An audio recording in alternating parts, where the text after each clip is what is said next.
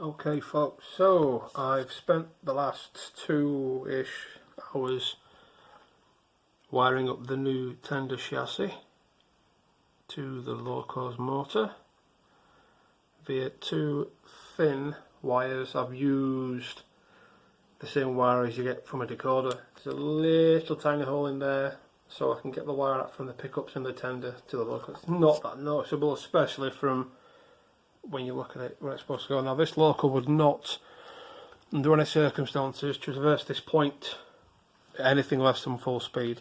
And now we'll get it going again. I think you'll agree that is a pretty slow speed that we're going to get it on there. And bear in mind, my track work is absolutely atrocious.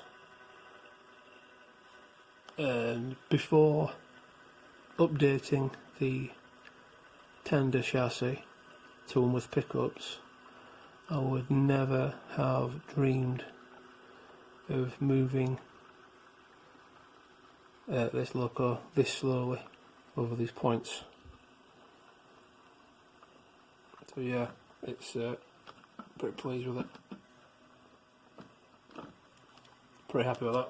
Only thing I'm noticing is the 2 middle wheels aren't moving because they're not fully touching the track. But in all honesty, I think I can live with that. It's because the chassis is slightly different. The wheels want a bearing or something put in there, so they touch a bit more. But that, for me, for £7, I think is pretty damn good.